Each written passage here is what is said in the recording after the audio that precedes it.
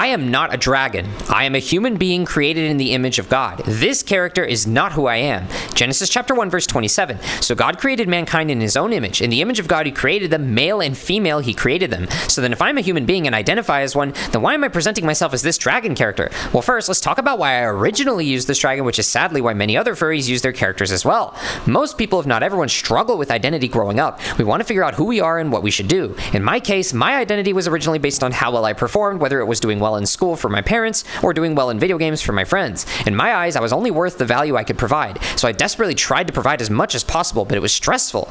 Then I discovered lust and homosexual practice along with the furry fandom. For whatever reason, I was, and sadly still am, much more attracted to these human intelligent, scaly creatures like dragons, specifically male ones, than I am to humans. And it felt so good to give in to this lust and to talk to other people who did the same. We'd satisfy each other's lusts in these online chats, and I could roleplay as a dragon in these sinful exchanges. So of course I eventually got my own character, and that's this dragon. This dragon is my past sinful identity, the tool through which I dove deep into lust and homosexual practice, finding my value and identity into how well I could pleasure others. I want you to know that you will never find lasting happiness through lust and homosexuality. You will not find genuine love and joy through sin. You'll find pleasure, but it's deceptive, and you'll keep chasing after it, trying to find stability and depth where there is none.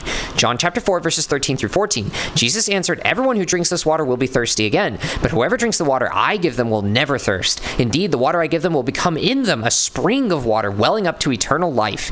If you chase after the world, after sin, you'll never ultimately be satisfied. You might think you are, but you'll always have that inner restlessness deep down. That's because we all need Jesus. Through him, I found my true value and identity as a child of God after I surrendered to him. I don't have to work or achieve anything to earn his love. He loves me no matter what and died for me and for you. He will never leave me. He'll never betray me, and he'll always understand me and take care of me, and he can do the same for you. Psalm chapter 23 verse 1. The Lord is my shepherd. I lack nothing. I don't need this dragon character to be loved. I don't need this dragon character to be understood or accepted. Even if the whole world turned its back on me, Jesus would still be there. John chapter 15 verses 18 through 19. If the world hates you, keep in mind that it hated me first. If you belonged to the world, it would love you as its own. As it is, you do not belong to the world, but I have chosen you out of the world. That is why the world hates you. If Jesus told me to get rid of this dragon character, I would do it, and I've prayed about it. Maybe he still will tell me to get rid of it at some point, but for now, this dragon character is a tool to reach other furries who are lost as I was. I know many of you are suffering the way I suffered. You think you're on the right path. You think you just got to find the right relationship and you'll be happy. Or you think you just need to create the right character to be loved, lusted after, or accepted. You think that if you can switch to a different gender or appearance that you'll finally figure out who you are and get the love and acceptance that you need.